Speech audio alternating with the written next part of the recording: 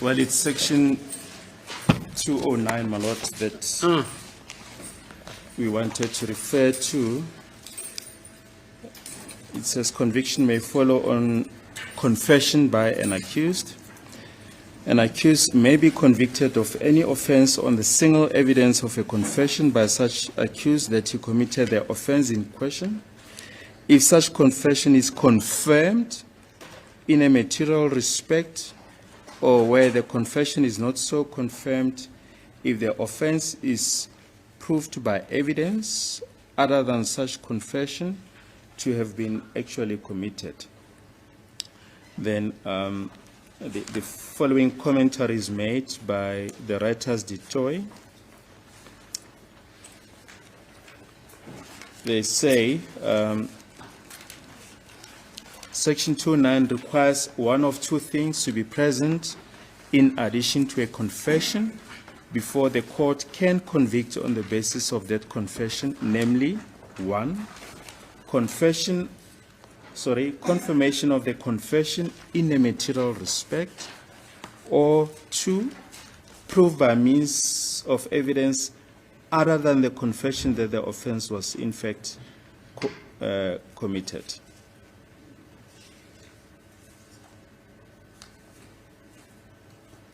And there's also a further commentary. The question can, of course, be asked whether there really is a reason to retain the requirement of evidence aliende.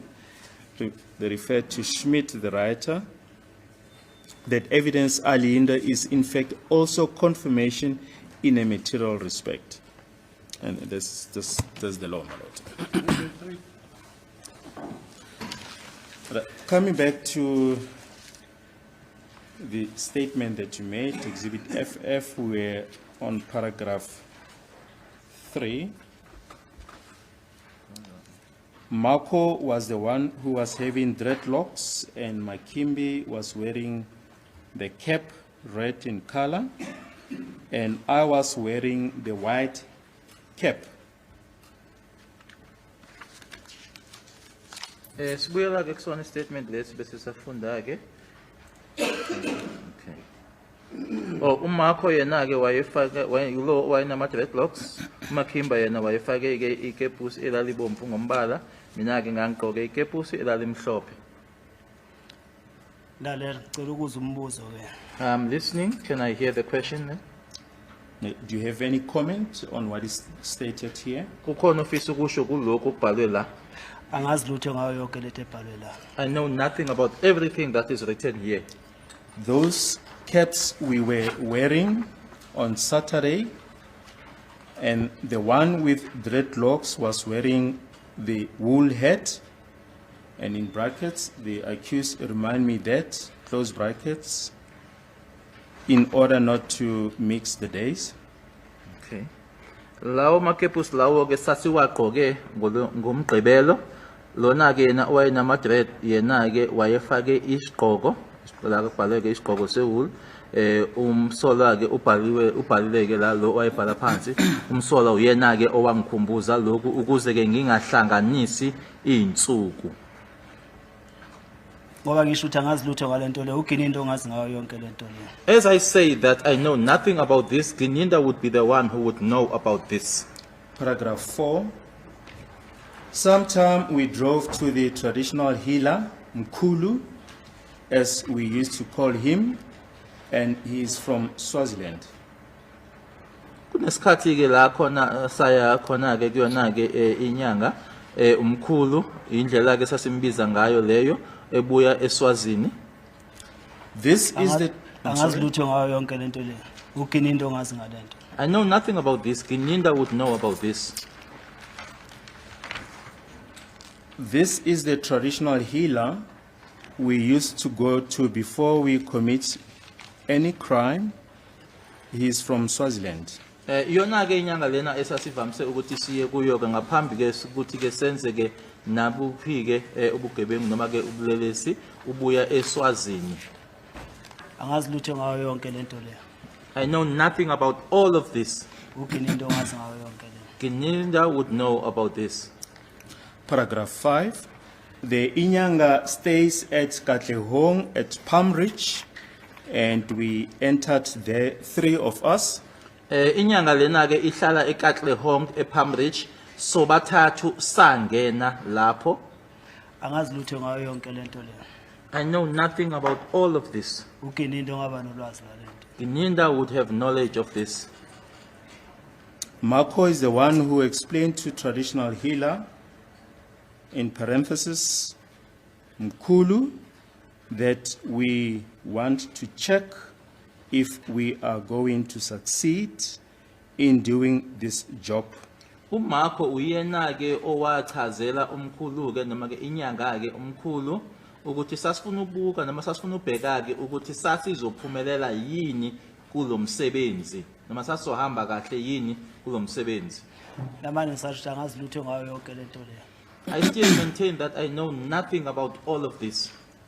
He further mentioned to Mkulu that we are going to kill Senzo Meiwa, and we were bought or hired by Kelly Kumalo, who was a girlfriend to Senzo Meiwa. Wakusho ke kumkhulu ukuthi ke sasizobulala uSenzo Meyiwa nokuthi ke umuntu ke owathi ke asenze lo msebenzi lona ke kwakuuKelly Khumalo owayethandana naye uSenzo Meyiwa. Lamanje ngisasho angazi lutho ngayo yonke lento leyo. Uginindo ongazi ngalento leyo. I still maintain that I know nothing about this. Gininda would know about this. Benayo umbotho. Together with Mboto.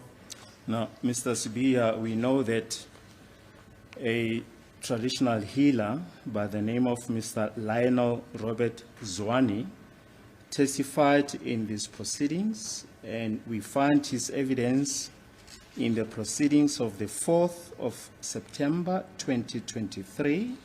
Siyazi ke ukuthi ke kunobaba ke lana ke ubaba uLionel Zwane oyinyanga ke oweza ke uzokwethula ubufakazi lana ke 4th ka September 2023 khona la enkantolo.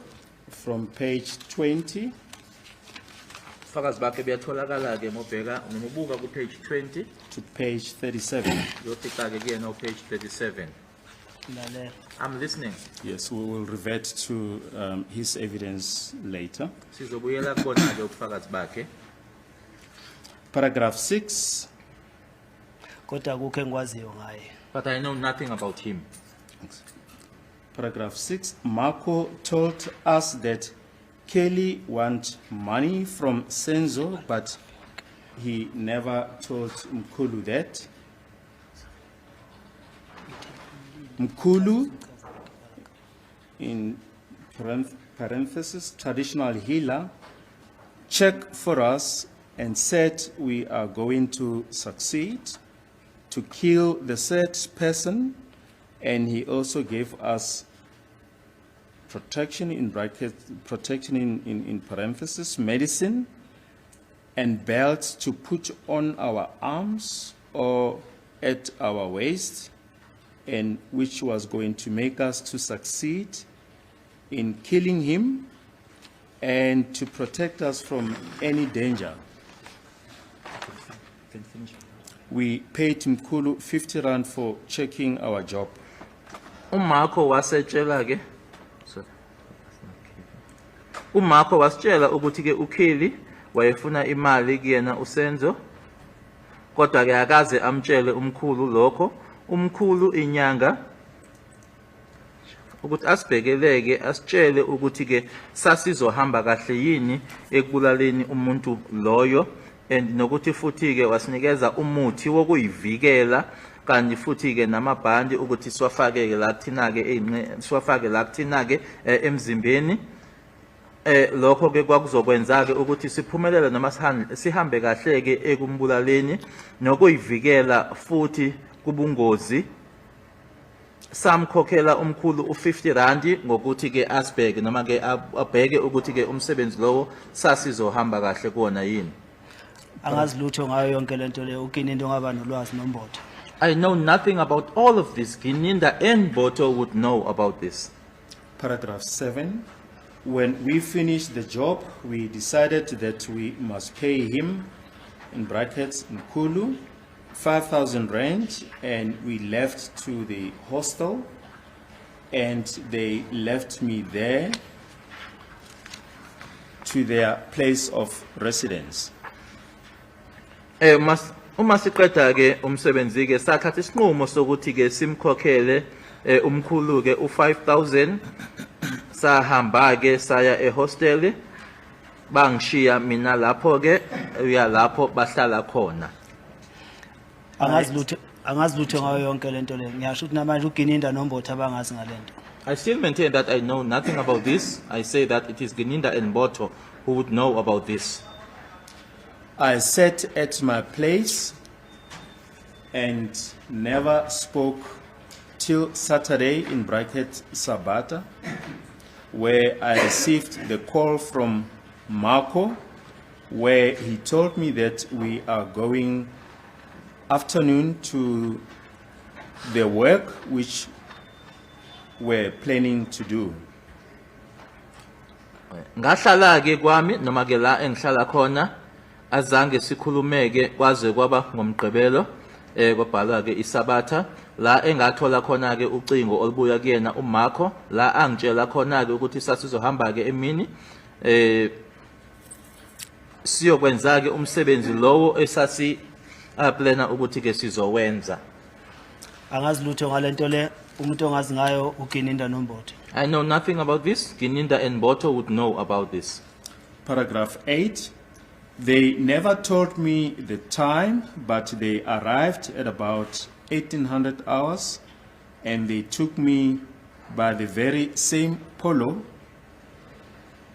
Abazange bangitshele ke isikhathi kodwa ke bafika ke ngo6 u6 lona obhaliwe ke lana u6 ntambama u1800 and bangithatha futhi ke ngaleyo polo leyo. Angazi lutho ngayo yonke lento le ngaba uGininda noMbotha bazi ngayo. I know nothing about all of this. Gininda and Mboto would know. I was sitting at the back seat. Makimba was driving. The vehicle drove to the address Foslores, and the vehicle parked by the corner as Makimba was driving. While we were driving to the place, Marco received the call, and I heard Marco answering the phone and said, "We are on the way, coming," in brackets, Sisondleleni. Ngangihlezi emuva ke uMakimba uyena owayeshayela imoto yahamba ke yaya kwikheli lelo eFosloras imoto yama ke ekhoneni nanjengoba uMakimba wayeshayela sathi sisashawe noma sisahamba njalo ke siya kuleyo ndawo uMarco wathola ucingo ngamuzwa ke uMarco uma ephendula ucingo esho ke ukuthi siyeza sisendleleni. Namanje ngisasha ngazi lutho ngayo yonke lento le. Sorry. uGininda noMbotha abantu abangazi ngayo yonke lento. I still maintain that I know nothing about all of this. Gininda and Mboto would know about this. But Lieutenant Colonel Mboto was not part of the investigation. How would he have known about all this? Kodwa ke uKolonel Mboto yena wayengasilona ithimba noma wayengasiyona ingxenye yethimba eliphenyayo wayezokwazi kanjani konke lokho.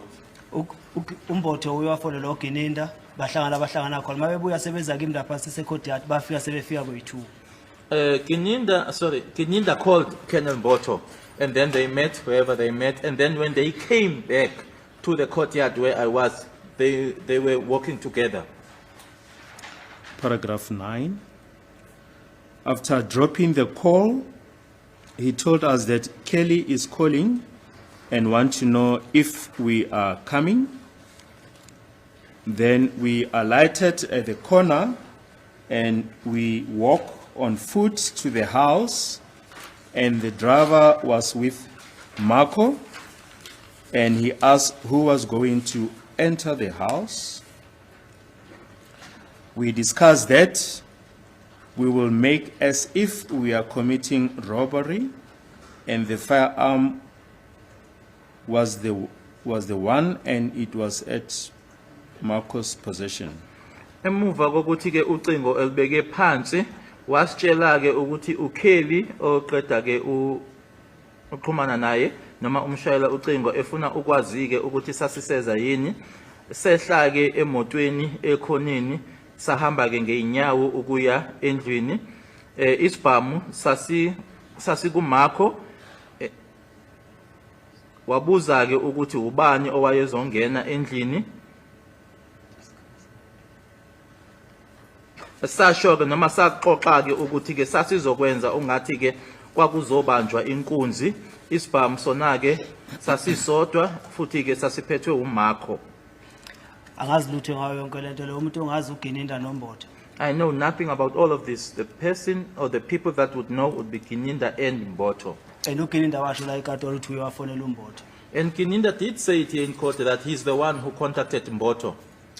Paragraph 10. Marco asked who was going to get in, and I told them, no, me, I'm going to stand outside and watch. If there is somebody who came in and disturb us, I must quickly report. uMarco wabuza ke ukuthi ubani owayezongena ngabatshela ke ukuthi akusiyimi mina ke ngangizoma ngaphandle ngibheke ukuthi ke akunamuntu yini ozayo ozongena asiphazamise nokuthi ke ngisho ke noma ngibike ke ngokusheshsha. Namanje ngisasha ngazi lutho ngayo yonke lento le ebhalwe la uGininda noMbotho abantu abangaba nolwazi lwayo. I still maintain that I know nothing about all of this that is written here. Gininda and Mboto would know about it. Marco and Makimba got into the house, and Marco was the only one who was in possession of the firearm. uMarco noMakimba ibona ke abantu abangena ngaphakathi endlini. uMarco uyena kuphela ke owayephethe isibhamu. Angazi lutho ngayo yonke lento le ngoba ngisho ukuthi ngaba uGininda noMbotho abantu abanolwazi lwalento. I know nothing about all of this. As I say that it would be Gininda and Mboto who would know about this. Paragraph 11. They entered and closed the door and demanded cell phones. According to them, they said they found 3 people in the house. That was Meiwa and 2 girls in the dining room. One of those 2 girls was Kelly. They said Meiwa refused with cell phone, and he stood and grabbed each other with Marco.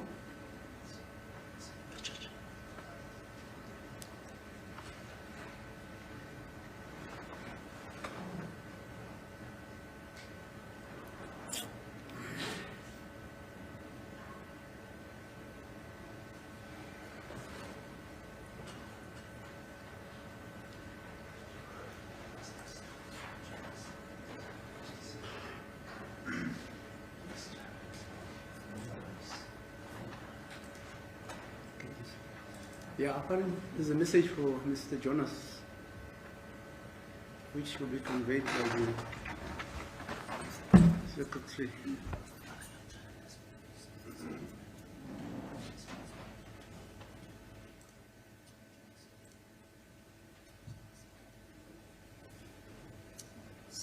It has to do with a child that is not well. She was taken from school.